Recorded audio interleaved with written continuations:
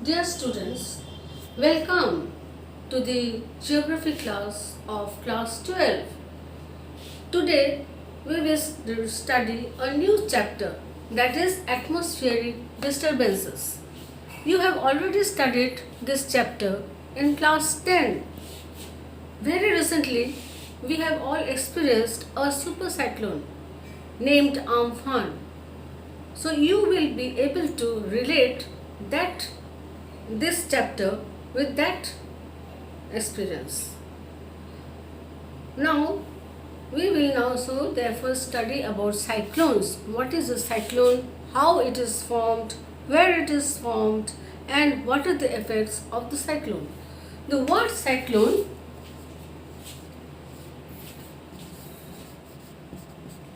comes from a Greek word called kuklos. This Greek word was first used by Henry Piddington. Henry Piddington. He was a meteorologist and the captain of a ship. He had discovered this word and used this term for a mass of air which moves spirally about, moves in a spiral movement. It has a spiral movement that is called kuklos or cyclone as we call it. Now, what are the necessary factors which are responsible for the development of a cyclone? The necessary factors are many. First of all, we need a vast expanse of sea, a vast expanse of sea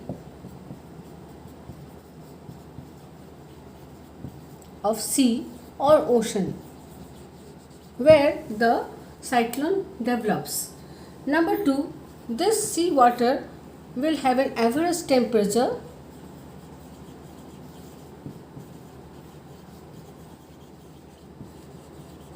of 26 to 27 degrees Celsius.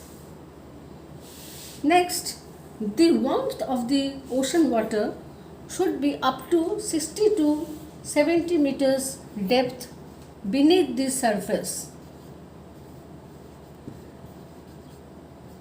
Beneath the surface of ocean. So these are the factors. Moreover, there should be a low pressure created at the center of the cyclone. The low pressure will be about of 900 to 900 millibars. This is the general case with most of the cyclones. They have the air pressure at the center which is of 900 to 950 millibars. But in the case of in 1975 there was a cyclone had occurred, a typhoon had occurred on the western part of the Pacific Ocean, a typhoon where it was noticed that the air pressure had gone down to 875 millibars in that case. So that is an exceptional case. And fifth point is there should be available humidity in the air. Humidity, that is all the moisture content or water vapor in the air which will be gathered from the ocean. This moisture or water vapor is gathered or collected from the ocean, and this water vapor or this moisture or humidity is necessary factor because it will give away the latent heat.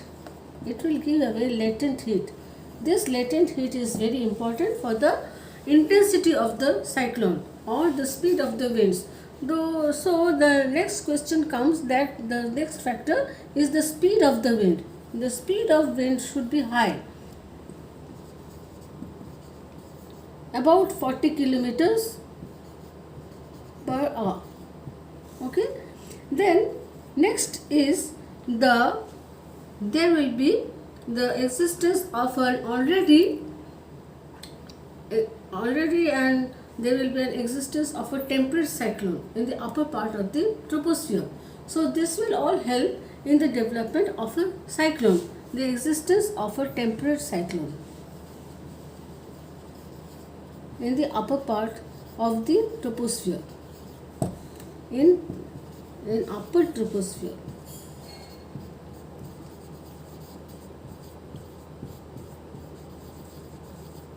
So these factors are very much responsible for the development of a cyclone. Now, when we view a cyclone, we may see, we will view it in the both in the northern hemisphere and in the southern hemisphere. So this is the question. Here comes the question about how it is. I am now drawing a diagram over here to show the cyclone in the northern hemisphere. In the northern hemisphere, what happens? I am drawing a diagram. In this diagram, the lines which I have drawn, these are all isobars. Isobar is a line which it is an imaginary line which joins the places which are having same air pressure. So suppose there are three isobars over here. This is one isobar of the value of 900 millibars. Then next is the 1000 millibar isobar. Then this isobar has a value of 1100 millibars. So we notice that the pressure is lowest in the innermost circle, then it rises as we go towards the periphery of the cyclone. So this is the picture of a cyclone, and over here the winds will come, the winds will enter into the cyclone, into the low pressure area at the center. They will enter in a spiral direction. They will make in a spirally, they will enter into, means they will come into the center of the cyclone in a carved manner, not in a straight way. That is, and if we notice the path of the arrows, these arrows, we will notice that it is following the anti-clockwise direction. It is following an anti-clockwise direction in the northern hemisphere. So in the northern hemisphere, this is the picture of a cyclone which develops in the northern hemisphere. And in the southern hemisphere,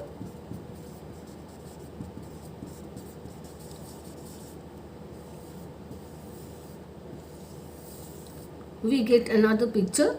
Also there we get a diagram of southern hemisphere of the cyclone in southern hemisphere.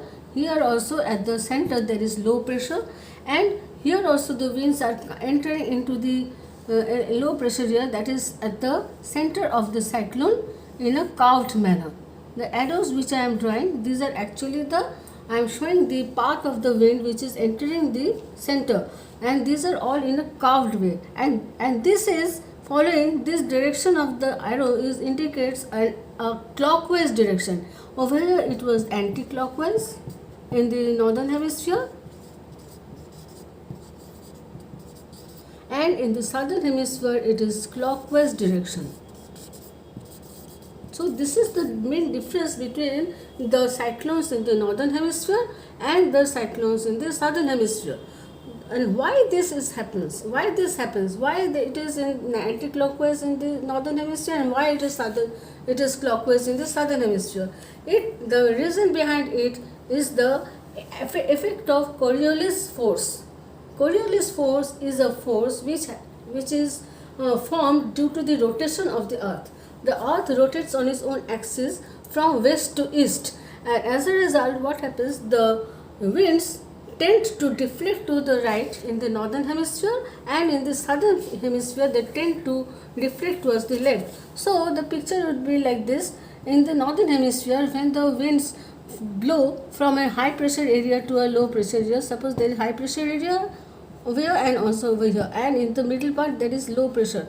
Now it will enter into this low pressure area, it will be deflected towards the right. The wind will be deflected towards the right, and if we follow this direction of the arrow, then we will get an anti-clockwise movement of the air. Okay, and in the southern hemisphere what happens, when the wind blows from the high pressure area to the low pressure area, then the winds tend to move they tend to be deflected towards the left. from the straight way. They will not blow in the straight way, but they will be rather deflected to the southern, to the left side. So in this way we get a clockwise movement of the air.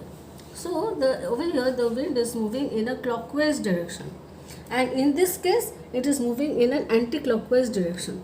So for this reason of the due to Coriolis force, this happens. This direction of the air is changes accordingly.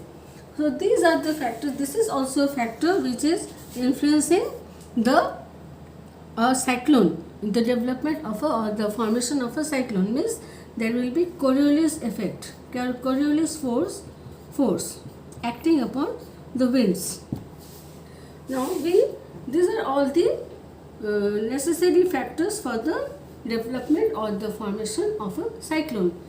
Next we come to the salient features or the characteristics of a cyclone. What are the characteristic features of a cyclone? First are the characteristics.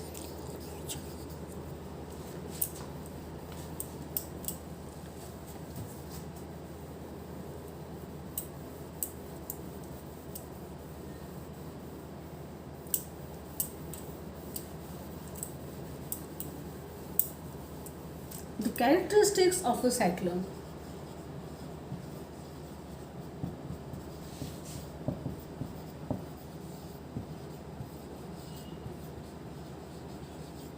Now what are they? First of all, there will be an expanse of wide sea, of the sea, expanse of sea will be wide, over which the cyclone will develop. And next there will be the warmth of the water should be 20 degrees to 26 degrees to 27 degrees Celsius temperature is found over there in the cyclone.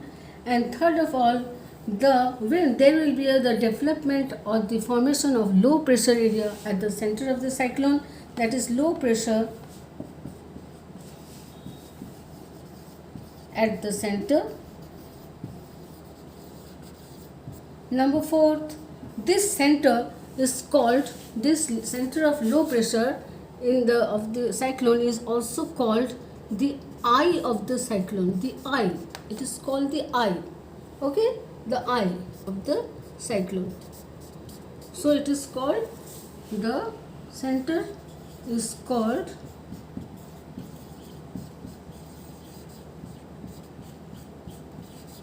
eye of the cyclone.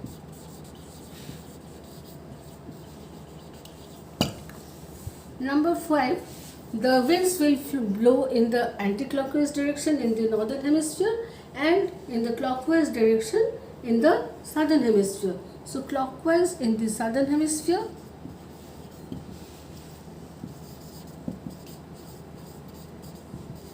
of winds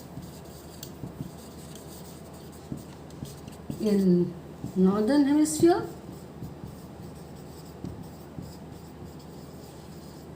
and in southern hemisphere, and anti-clockwise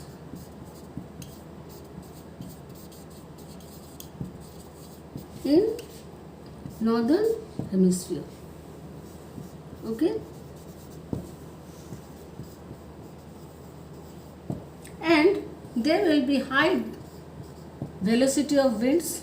High velocity of winds means the winds will blow in a at a great speed, and therefore there will be stormy weather. The weather will be stormy and heavy rainfall, lightning,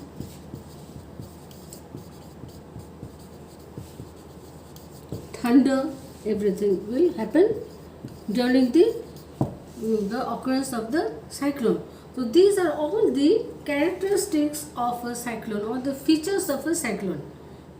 And now as we proceed, now I will proceed to, just because we live in a country, our country India, it is lies in the tropical areas. In the tropical areas means on the earth, this is the earth and this is the equator, 0 degree equator. This is Tropic of Cancer.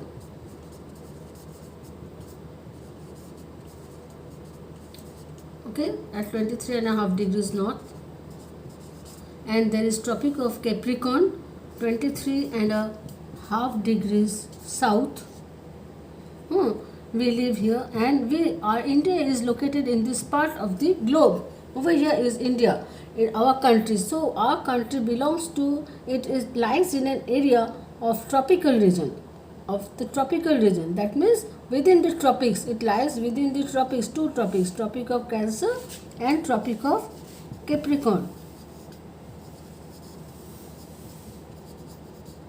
So we experience tropical cyclones. We have the cyclones which occur here are called tropical cyclones. That means the cyclones which occur within the tropical seas, on the tropical seas, they develop, and where that means the latitudinal variation will be from about 30 degrees north to 30 degrees south, and from 5 degrees north to 30 degrees north, and from 5 degrees south to 30 degrees south latitudes, the tropical cyclones will develop. So therefore, just because we are lying in this area, the tropical cyclones are very much important in our lives. So we will now discuss about tropical cyclones.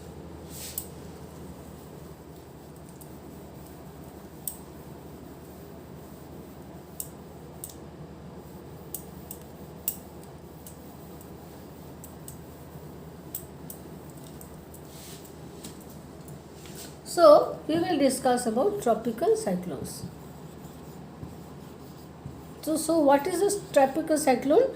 I just now said that tropical cyclone is a cyclone which develops within 5 degrees to 30 degrees north and south latitudes over the oceans. And now this tropical cyclone, it has many stages. It has a life cycle. Tropical cyclone has a life cycle, and its life cycle starts from an initial stage to a last stage, and through 4 stages. There are 4 stages in the life cycle of a tropical cyclone. So number 1 is the initial stage.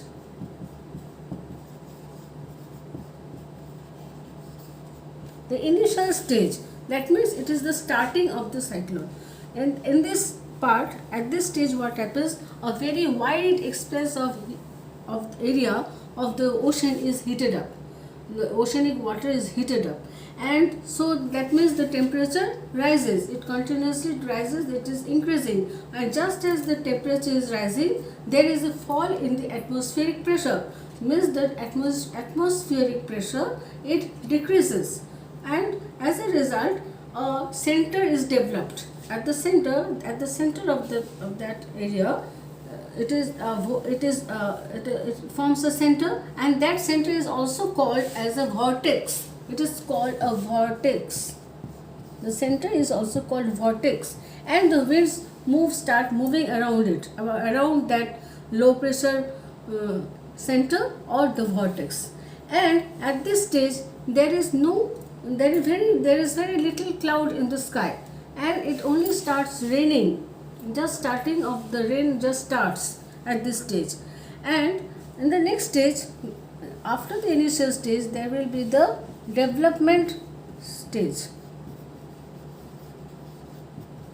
The development stage, what that means? That means in this stage, now the cyclone will begin to increase in its intensity. That means the power, that is the wind speed, will increase, the velocity of the wind will increase, and there will be clouds in the sky. There will be clouds, the formation of cumulonimbus clouds. The formation of cumulonimbus cloud, which is black. It will cover the whole sky, and there will be heavy raining.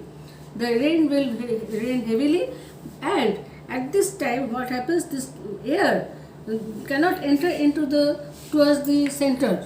It cannot enter into it is being barred. It is stopped from entering into the center. Rather, it will rise up. before entering into the center, into the central part, that is, it cannot enter the eye of the cyclone. It will rise up, upwards. That means if I draw a diagram, I am drawing a diagram. This is the sea surface. There is the water. There is water on the sea. This is the sea surface, and there is water. And the winds, a low pressure is developed over the sea. Why it is developed? Because it is gathering moisture. It is very much heated up. The air is at this point is very much heated up, and it gathers moisture. It is full of water vapor, so there is low pressure develops over here, and the winds tend to come towards this low pressure area. They tend to come over here, they come, and then they begin to rise up because it becomes lighter. The wind becomes lighter, air becomes lighter when it gathers moisture and when it is heated up. And as it rises up, it will meet the cooler air strata, the cooler air at this point, further upwards in the troposphere. And at this point, what will happen? The moisture, then it will be the moisture with all the water or the water vapor which is contained in it, it will be condensed. Means it will turn into drops of water. And just as drops of water are formed, so those accumulate to form clouds. Okay, that means this cumulonimbus cloud will be formed. These are cumulonimbus cloud. Okay, and due to just because the water vapor has turned into water particles, so it will give away latent heat. Now this latent heat will now come downwards towards this low pressure area, and as a result the wind will gain more speed, and the low pressure is much goes down. The pressure again lowers and lowers, and as a result the wind will move spirally upwards. In a spiral it will move. And if we see from the helicopter or the aeroplane, we can see the spiral, this movement of air in this way. From the top it will be seen like this, and we are viewing from the front. This is the front view of the cyclone. We are seeing from one side, or front view, but from the top it will be seen like this. This spiral movement of air will be seen from the top, from a helicopter, from the air. If you see, it will be of this type. The picture will be of this type. Now there is so development of this structure. Of this structure is developed around the eye of the cyclone. This is the eye of the cyclone, where the winds are coming together and they are going upwards, moving upwards in a spirally, and clouds are formed, and latent heat is given out, and it is that is coming down towards the low pressure area. This is the development stage, and there is heavy rainfall, and it is very much disturbed climate. The weather is very much disturbed. Now number 3 is then after this stage comes the number 3 stage, that is the maturity stage.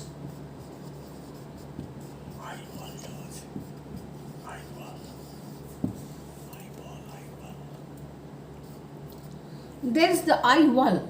Over here, the eye wall is developed over here.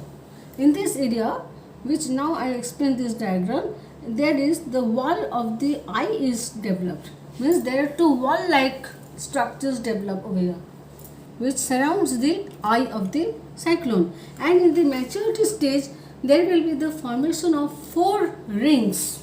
There will be the formation of 4 rings. Number 1 is the first ring. There is the first ring.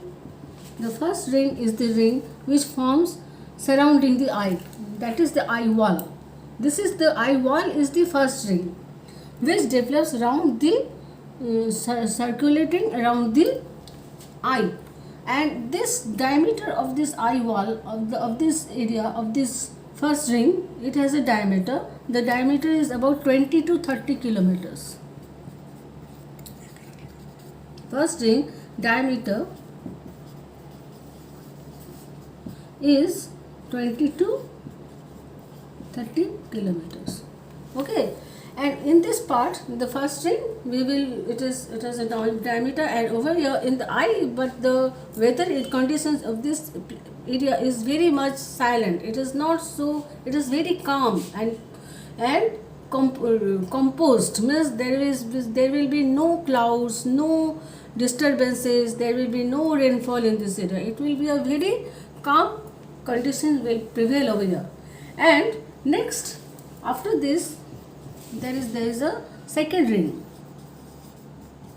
The second ring, it develops, it surrounds the